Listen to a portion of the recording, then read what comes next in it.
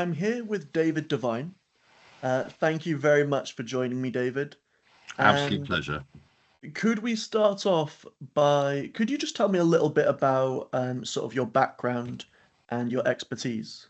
Sure. So my kind of core background was working in psychiatric intensive care nursing, um, but I left nursing about 20 years ago, and I've kind of been an educator ever since.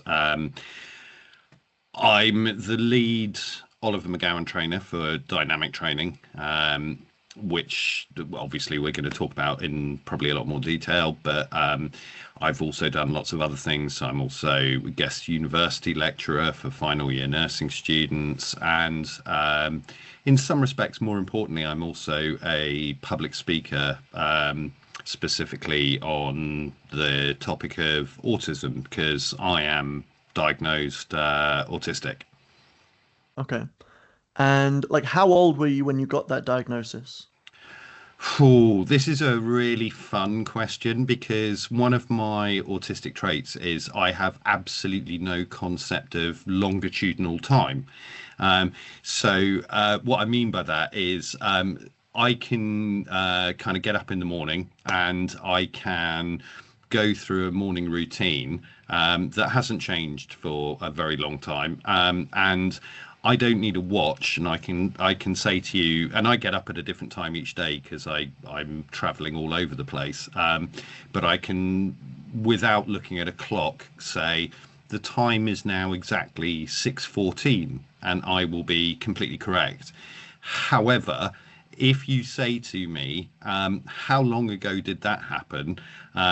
I kind of have this ongoing joke that everything happened to me either 5 or 10 years ago.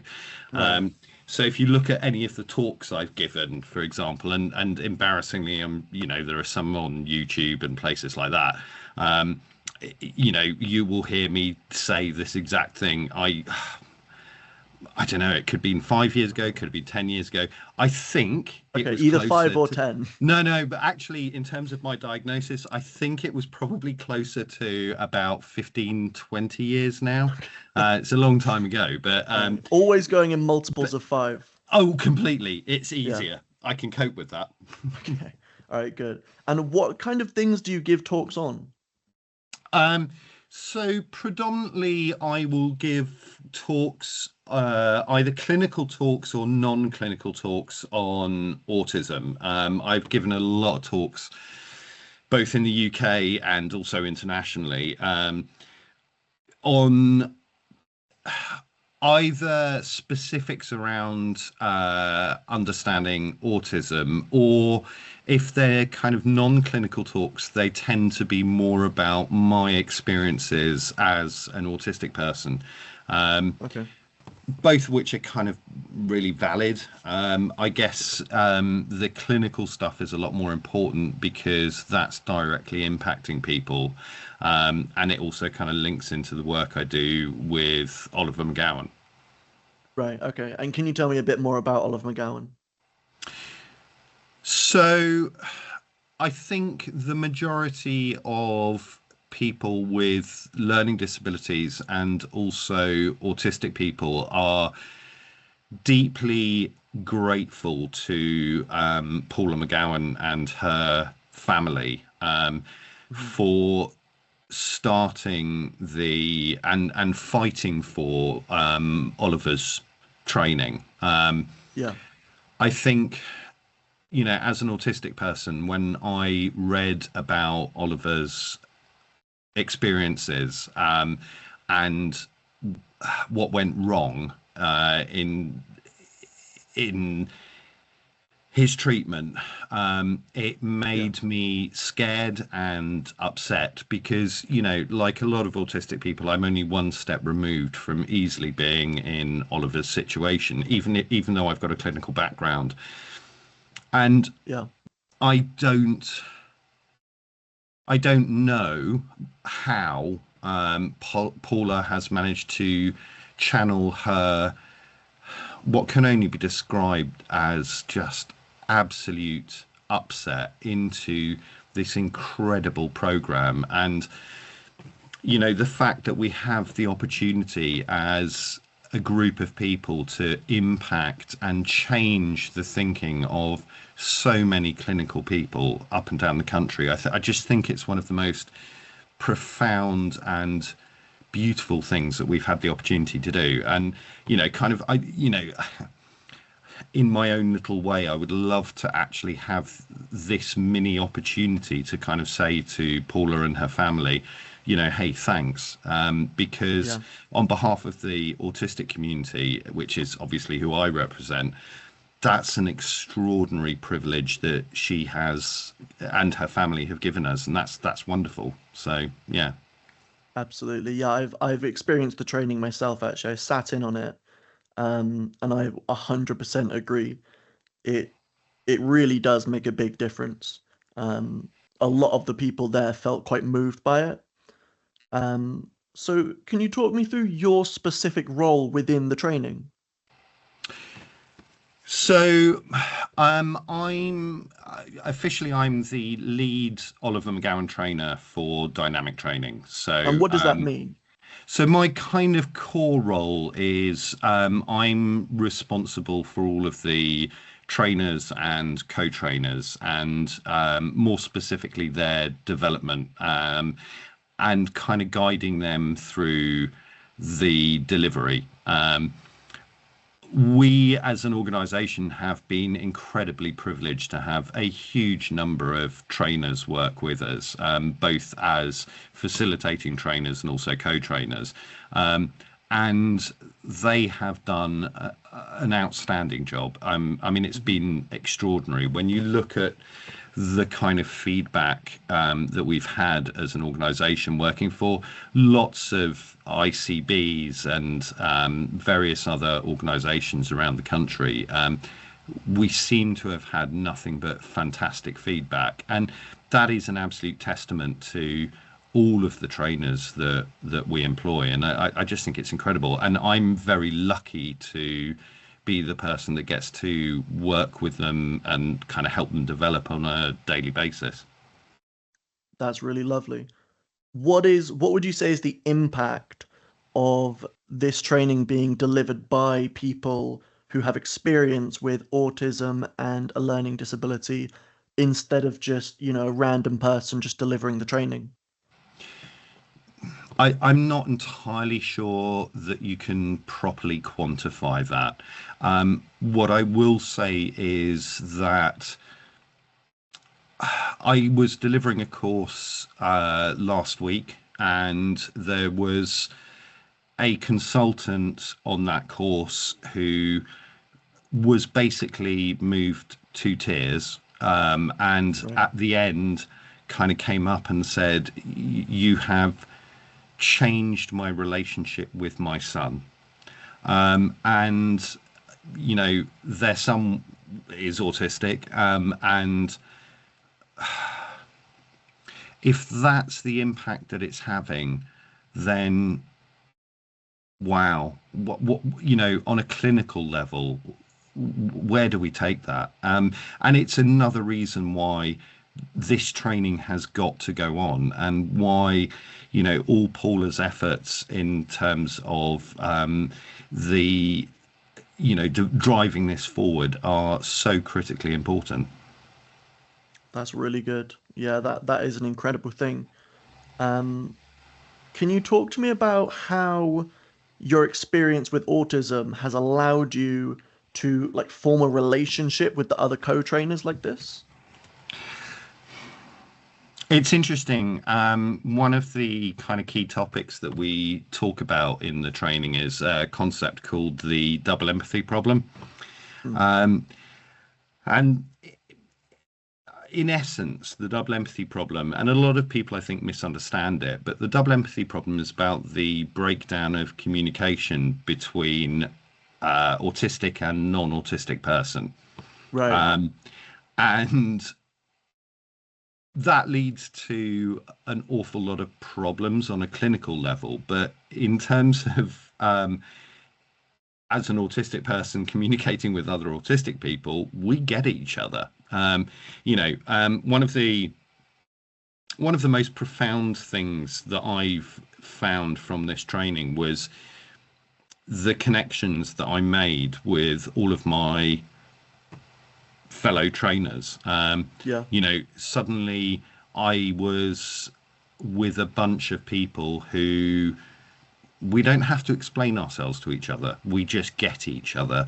And it's because of shared life experience. We're autistic and we just understand each other. It's interesting. I was on a podcast recently, the Autism podcast, and the lead on that podcast, Yeah. she immediately turned around and said, when I first met Dave, I knew he was autistic, and we just immediately Mm. got each other and we clicked straight away. And it's that shared life experience which has been an incredible privilege to share with a lot of fellow autistics. Right. So you just have that mutual understanding because you've experienced life in a similar way, you've been through similar things. Is that I think yes, up to a point, but I think it's kind of more than that. One of the things that I've been kind of advocating for years is the importance of early diagnosis in Mhm. autism, and it's not about getting access to support, because fundamentally there isn't a lot of support out there. What it's about is that young autistic person going on a journey of discovery and acceptance of their autistic self. Right. But one of the most important parts of that, and it was something that I missed for many years, is about connecting with other people who just get you because you have a shared life experience and a shared worldview. And, you know, whether we like it or not, as an autistic person, you are in a minority. And Mm. in the environment that you're in, you might be in the most wonderful, loving family environment, but if no one else there is autistic, they don't necessarily understand how you're interacting and perceiving the world. And that can be quite a lonely place. And so Yeah. that engagement with other people who just get what you're experiencing is critically important. I see. I see. So you have a unique perspective. It can feel like you're lacking community, but then other autistic people can sort of be that community. Yeah, completely. And it's more about that just ability to offload and share experiences Right. and know that somebody else is or has experienced what you're going through. And that's,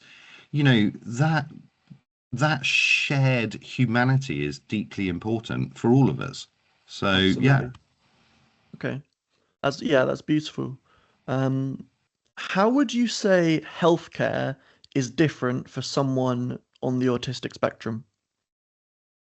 That's a great question. I think the first thing to understand is that it's different for every autistic person. There's a very famous phrase in autism. It was coined by Dr. Stephen Shaw, who was an American educationalist. If you've met one autistic person, you've met one autistic person. Now, in many respects, it's a silly statement, because if you've met one human, you've met one human. But the point that he was trying to make when he said it was that as autistic people, we were being kind of homogenized into this perception of what autism is, and it was very much everything that the media, in many respects, still kind of shows us as. Yeah. And one of the things I've learned delivering this training, and we have probably 40, maybe even now 50 co-trainers that deliver for us. One of the things that I've learned is that all of us are utterly unique in terms of what makes this world quite challenging to navigate as an autistic person. I Um, see. and for many of us, primarily sensory stuff is having a huge impact, but also, you know, the way systems are set up, the way systems will not move and accommodate people who have a degree of neurodivergence. And I think, this is something, you and I had a conversation yesterday. And, one of the things I said to you was, we need to talk about neurodivergence in general Yeah, here. You know, yeah, um, 1 in 7 staff in hospitals are neurodivergent. So they're going to fall under that neurodivergent umbrella of, not just autistic, but maybe have ADHD, maybe dyslexic, yeah. maybe I'm dyspraxic. diagnosed ADHD. Yeah. And, you know, all of us, our experience of the world is different from non-neurodivergent people. Um, Exactly. and actually, we do need a degree of accommodation. And a lot of the time that's kind of not happening. And what I find spectacularly interesting, especially as somebody who's spent most of his adult life in and around the NHS, is that, well, if 1 in 7 staff are hiding in plain sight in terms of their neurodivergence because they don't feel confident enough to come out in it, um, then that's that's really difficult. And Yeah. I think it's something that we need to be having a more honest and open conversation about. And what are the first steps that we can take to raise awareness amongst employers specifically, not even just in healthcare, but across the board? How do we raise awareness for employers about this kind of thing? Because it's not just the NHS, is it? It's everybody will have staff that are neurodivergent, and you Yeah, know, I think this is such an important question. It's funny. Recently, I was asked to write a course for NHS managers, mhm, specifically on um, making reasonable adjustments and supporting their neurodivergent staff. okay, And it was a course that, I write lots of courses, but it was a course that I kind of sat down and thought, this is critically important, because there are so many people who are struggling in their work environments who desperately need the support of their teams and their managers to just say, you know what, it's all right. It's fine that you're neurodivergent. Your yeah, skills are so valuable to our organization. And we just need to have a better idea of how to support you. And I do think that a lot of the time organizations think that the changes that they have to make to make these reasonable adjustments are humongous things, and more often than not they're tiny changes. They're really simple basic things that can have a truly profound impact on a neurodivergent person's life. And I also think that the vast majority of neurodivergent people desperately want to work and engage yeah, and be involved and be a part of their work environment. But if that work environment is prohibitory and difficult, then what kind of hope have they got? So when I wrote that course, I was really thinking about it from the perspective of, actually, we don't have to do a huge amount to change people's perceptions here. We just need to get them thinking about the concept of reasonable adjustments slightly differently. mm, And they're not big changes, they're small things yeah. that How allow. Yeah, go on. how do you think they're thinking about reasonable adjustments now, and how should they be thinking about them? I think they need to stop overcomplicating it. Um, Right. I think that the majority of neurodivergent people are actually pretty self-aware and are pretty able to say, do you know what? All I need is this. It's interesting. When I joined dynamic training, I've worked freelance. I've worked freelance for the last 20 years. And it was a pretty big deal, me choosing to work for a company again. Um, Right. and the only reason that, I had long conversations with both Claire and Ollie, my bosses, um, in terms of do I want to kind of leave the safety, and it's not really that safe, but the safety of um, being independent to go Yeah. and join a big organization. And the only reason I chose to take that step, and it was a leap of faith, was 100% because as an organization, and now I'm part of it, we are probably the most neurodivergent friendly organization that I've ever come across. I couldn't have Absolutely. survived. It's true, isn't it? And, It you is. Yeah. work for them, and you know, I couldn't have survived in any other organization. And I deliberately, for 20 years, had chosen not to. Um, but I'll tell you a funny story. I had my first appraisal recently Yeah. with Ollie, my direct boss, and at the end of the appraisal, he turned to me and said, "Look, we need to talk about me." And I was like, "Okay." And he said, "Look, I've made a real effort over the last year to change how I communicate to you because I know that your natural, as an autistic person, your natural style of communication is incredibly direct, and you don't Hmm. like beating about the bush and all of that sort of stuff." And he said, "Have I achieved it?"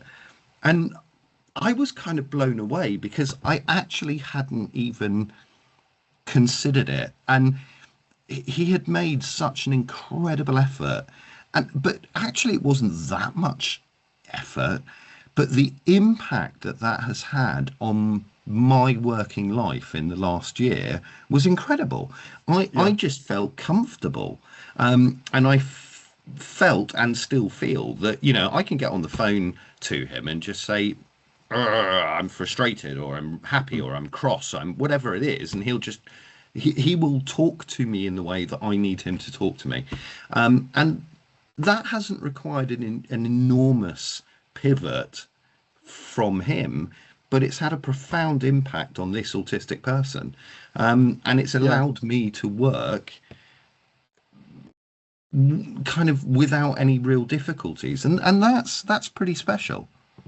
That's perfect. And then I guess I would even add to that, like, you then just get the benefit for employers, because it's almost like, dynamic training is so good at doing things like this, Mm, but you've literally just illustrated the fact that basically nobody else can really use your expertise, for example, unless they are able just to do simple things like this, which mm. so many people aren't. It kind of gives you that edge and that advantage Yeah, to be yeah. able to implement these things for stuff, because then you can, utilize really skilled people. You can facilitate them to achieve their And best and and possible and achievements. in all honesty, Caleb, I think that you're picking up on one of the really key points here because when you talk about the neurodivergent community, who traditionally are massively underrepresented in employment. So, for example, 22-ish% of autistic people are in employment. The rest are not. Right. And that's not a group of people who don't want to work. That's a group of people who are desperate to work. And by the way, that 22% also includes people who are uh, um, volunteering. It's a Right. ridiculous figure. Um, and they're desperate to work, but they're just not given those basic, simple, reasonable adjustments in order to fit into the workplace. And yet Yeah. you're talking about groups of people, and okay, I'm primarily talking about autistic people here purely because I'm autistic, but you're Hmm. talking about groups of people who are incredibly dedicated, incredibly knowledgeable. They are brilliant at at focusing and will hyper focus. They are just super keen to give their all for organizations, if only the organization would make really small changes to accommodate them. And it doesn't Yeah. involve, I think, often a lot of the things that people think about, which are, making structural changes to a building. It's not about that. It's about really small things Yeah. that can have a profound impact. Absolutely. Absolutely. So, on the topic of employability for people with Yeah. SEND, we've got a lot of advice for employers. Do you have any advice for the people with SEND? Yeah, absolutely. And I think, again, this is something like I'd love to see this spoken about more. Um, I was giving a talk, I think it was about 2 months ago, to an NHS trust, and I was asked a really interesting question on that trust. Sorry, on that talk. Somebody said to me, listen, we were asked, in terms of reasonable adjustments, would it be okay for us to give the questions for an interview in advance? However, they'd asked for that 4 weeks before the interview, and we were horrified by that. And I kind of looked at them and said, I'm not sure why that's an issue. And they said, well, it's so much time. And I kind of said to them, well, hang on a second, you don't know how this person processes information. And actually, Yeah. the guidance there is, if somebody needs those questions in advance, they should ask for them at the earliest available opportunity. And you should provide them because that person needs that. Yeah. And I think what it comes down to is I'm not sure that young people in send and let's not restrict this to send. Let's also include mainstream here. People Mhm. who might have learning difficulties, might be autistic, but not, or have a very mild learning disability, who are not falling within that send category. But people who are in any of these, who have any of these characteristics, who need those adjustments made for them, the first and most important thing is don't be afraid of asking. And actually don't be afraid of saying, no, I need this. If Mhm. somebody says to you, well, I don't think you need it that far in advance, challenge it. But Yeah. it's about having the confidence to challenge it. And I think this is the issue. It's not about asking for the reasonable adjustments, it's about challenging the misconceptions around reasonable adjustments. This was an NHS trust that was saying to me, well, we thought that they were asking for those interview questions a month in advance. We thought that was ridiculous. Well, why? If they need that and they Yeah. need that processing time, why is that ridiculous? Does that mean that they are not going to be an incredible valuable asset to your organization? No, it doesn't. They just might do things in a slightly different way. But for you Mhm. to judge them on that level is ridiculous. So I think kind of the most important thing that I would, and I've given a lot of talks in send environments.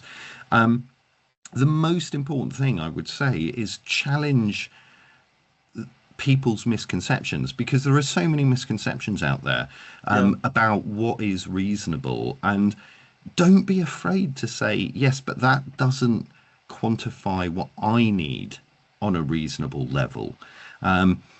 because there is no one size fits all, and yet there is this perception that, well, the last person we interviewed, they needed the questions 2 weeks in advance. This person wants them 4 weeks in advance. Therefore, that's not reasonable.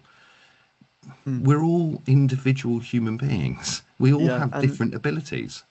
and that's where it comes into the sort of two-way street as well, because you need an employee that's willing to speak, and you need an employer that's willing to listen, right? You need the confidence Yeah. to speak and the wisdom to listen, so to And speak. and both of those are profoundly lacking. Um, Yeah, employees are scared, and employers a lot of the time are ignorant. And your description of it was beautiful there, because having the courage to say no, I need this, is a really big deal. It's something, I think, that if you don't have a disability, you kind of assume that actually that's an easy thing to do. But when you have a disability label, it changes things. People change their behavior towards yeah, you. There's a story that I use when I'm teaching. Um, I had to go into hospital just after COVID. Nothing COVID related, but it was something that was very serious. It right. was potentially life altering, Okay. and I told the hospital that I was autistic, Hmm.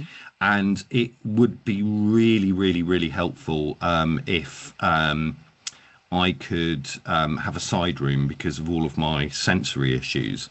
And they Yeah. said, yeah, no problem. And I also asked them if it would be okay if my brother came, because I was pretty scared. And again, they said, yeah, no problem. When I got to the hospital, when my brother and I got to the hospital, the qualified nurse who was taking us to the side room, she knew that I was autistic, but she didn't make any attempt to communicate with me whatsoever. And then when Right. we got to the side room, she turned to my brother and said, "Now, when we get your brother sorted, I'm going to need to ask you some questions about him, if that's okay." And it was this complete dismissal of Unbelievable. me. Yeah, I mean, it was extraordinary. Luckily I'm me, and she felt my wrath. However, you know, there are Wouldn't so want to be many in her people. shoes. No, no, no, That's a absolutely not. cautionary tale, really, It really for is. being patient focused. Yeah, absolutely. But unfortunately, for every one of me, there's thousands who don't have that voice, and don't Yeah. have anybody advocating for them on that level. And that's why I think a lot of this stuff is so critically important. It's that advocacy piece. And Mhm. it's, I work for a company that advocates for the people they work for, that Yeah. work for them. Do you know what I mean? It's, Yeah. we care. And I think that's incredibly important. I'm giving a talk, I think it's next week, um, to one of the largest London ICBs, Okay. on understanding trauma. But it's for care leavers. And it's care leavers month. Hmm. And again, we're talking about a group of people who are, in essence, forgotten about as soon as they hit 18. And this is a group of people who have, much like us autistics, much like a lot of us neurodivergents, have an enormous amount of trauma in their lives. Yeah. And yet someone suddenly, for no other arbitrary reason other than an age, pulls a rug on them and says, "You're on your own," and off you go. And they have to battle that suddenly, independently, and that's Yeah. so unfair. and really scary. And yet it's another group of people that we just kind of push out into the world and just go, no, you'll be fine. Really? Yeah, no, absolutely. Can I ask you a bit more about that talk? The Sure. so is this trauma informed training for employers? It's a talk on the trauma impact for care leavers, Okay. and how they navigate the world of employment in the NHS, and also how, as NHS staff, we can be more supportive and collaborative, and kind of help them navigate this incredibly difficult time. The concept of trauma is something that I traditionally have been very passionate about, Right. coming from an autism background where a large number of us have a kind of an interesting trauma history. And it's not the kind of classic big T, little t trauma. It's based on different concepts of trauma, which I think are important to understand, but possibly not necessarily for this talk. But I think that as a group of professionals working in a sector where our aim is to provide safety for our fellow humans, Uh-huh. if we're not working in a trauma informed way, then I kind of question what we're doing. Um, Yeah. Most humans have some degree of trauma in their lives. And for all of us as humans, the idea of feeling safe is deeply important to us. And if you have any degree of trauma, that feeling of safety, particularly when you're unwell, is slowly removed from you. And Right. if the providers of care around you can provide and give you a sense of safety, then your ability to survive that experience, but also recuperate, is increased immeasurably. Yeah. And I don't know why, as clinicians, we wouldn't be properly trauma informed. I think one of the things I talk about, in that talk, is about this kind of concept of what does trauma actually mean. It's a word we use all the time, but it's not something that we properly identify with. And I think that we don't identify with the fact that a lot of our colleagues will have trauma, and have Yeah. experienced trauma. Our jobs in a clinical setting are, by their nature, often very difficult, and Yeah. we accrue these experiences which can have a profound impact. And I think it's easy to forget that if we don't pay attention to our own well-being and that of our patients, then we're kind of missing a trick. Okay. Yeah. Very well said, I think. When you talk about different types of trauma, what exactly do you mean by that? So my kind of core interest, obviously, is autism. Um, and when we talk about the kind of classic trauma models, we talk about big T, little t trauma, and we talk about complex trauma. Okay. One of the new kind of theories that's being developed, and I was talking to a clinician out in Australia a month or two ago about this, um, is the concept of micro trauma. But sorry, before you get onto that, could you just briefly describe big T, little t, and complex? So when we're talking about trauma, we talk about big events and kind of little. I'm going to massively simplify this for the kind of just for the speed of this, Yeah. but we talk about kind of massive events, and we talk about smaller events, and we talk about a Okay. mixture of those events. When we talk about micro trauma, what we talk about are everyday things that in of themselves are not trauma events. So when we talk about a big T trauma event, we might be talking about something like an abuse Yeah. situation, being a hostage, very, very dramatic situations. When we Yeah. talk about micro trauma, what we're talking about are simple things like, much like that clinician, that qualified nurse, dismissing me. Yeah. Yeah, not Yeah. even acknowledging that I exist. Now, that in of itself is not a trauma event. Hmm. But unfortunately, is that the only time that someone has dismissed me like that? Right. No, Okay. I've got hundreds of stories like that. Yeah. And in of itself, it's not a trauma event, but the cumulative impact of that with all of those hundreds of other stories has a very profound impact.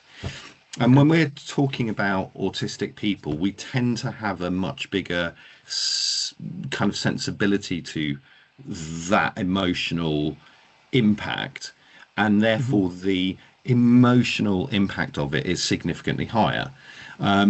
If this kind of leads back into the fact that if you look at comorbidities of autism and mental ill health, the Yeah. figures are through the roof. Unfortunately, suicide was the biggest cause of autistic death in the 2023 leader report. Right. That's, it wasn't something like cardiovascular disease, it was suicide. And Yeah. I would argue that one of the biggest contributing factors to that is things like comorbid mental health, and in particular that concept of micro trauma. Yeah. And Yeah. this concept was originally developed specifically for autistic people. Do I think it is autism specific? No. We'll see where it goes, but I think there are other areas of neurodivergence and possibly learning disabilities which this might be equally appropriate. Absolutely. Yeah, I agree. And, we're already seeing little steps. For example, the Oliver McGowan training, massive impact. Um, but yeah, I agree with everything you're saying, really.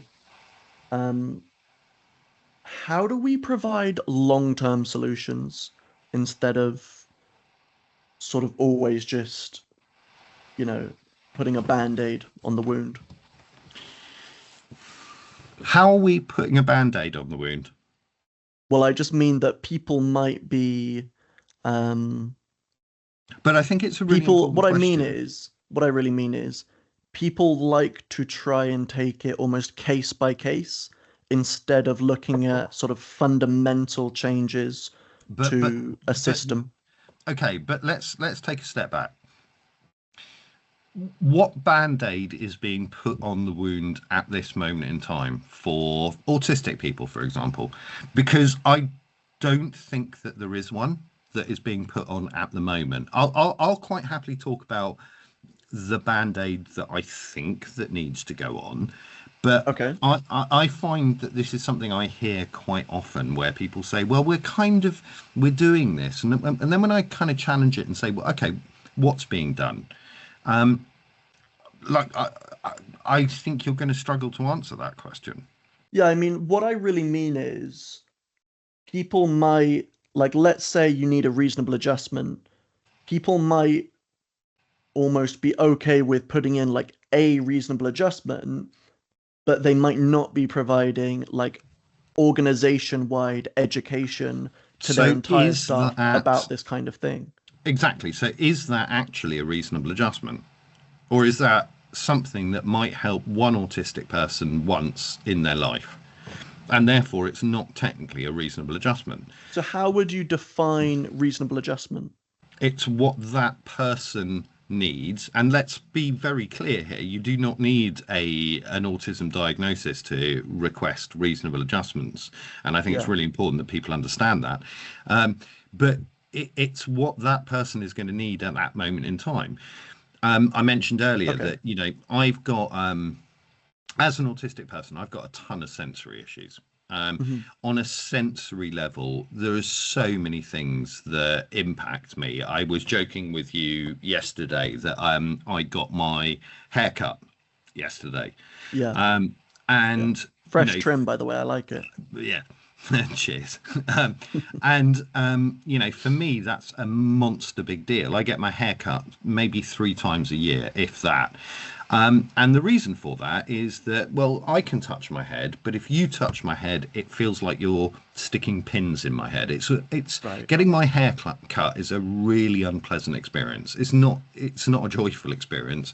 I love it once it's all been sheared off, but the actual experience of it is horrible. Now, Yeah. how I interact with that haircut is going to be different every single time. If Okay. I'm really tired and really stressed, then the process of getting my haircut is 10 times worse. If I'm really fresh and alert and I'm feeling on top of the world, it's still not pleasant, but I can cope with it better. So this concept of reasonable adjustments kind of, I think, for people that don't require reasonable adjustments, it it kind of doesn't make sense because it's this Mm. assumption that those reasonable adjustments exist on a continuum and it doesn't change. Well, Right. that's not how it works. Um, and I'm not saying that you have to make a reasonable adjustment and then completely adapt what you're doing as an organization. More often than not, the reasonable adjustments that the person needs are really small. So maybe it's today, do you know what? I'm really struggling with dealing with a lot of noise. So ordinarily, I'm not too bad in this particular office, but today I'm finding it difficult and I Yeah. just need to be in a different space. Is that okay? And it's not, again, it's not suddenly I need a bunker built outside of the building. It's not that level. It's just, I just need somebody to recognize that those reasonable adjustments are on a continuum. They're not set in stone and they're not absolutes. They're a guide for you. But if you're open and happy to talk to me, I'll tell you what I need. And you know what? I'm going to be a really, really productive member of staff because I'm so grateful and happy that you're genuinely wanting me to be one of your employees and gainfully in work, and you're prepared to be interested and want to know enough to ask me how I'm doing today. But I kind of don't get why we're not doing that for every employee. Why are Yeah. you I not mean, that interested in all of your employees that you're not permanently asking those questions? it's true. Yeah. I mean, it's not just neurodivergent people that No, need adjustments, is it? no. Day to day. You do not And need to be autistic to have sensory processing differences, for example. I think that's very well said. Do you have any final thoughts? Honestly, I'd love it if we as a society could just find a way to understand that as humans, we've all got a lot of differences. I feel like I'm doing a Mhm. Jerry Springer moment here.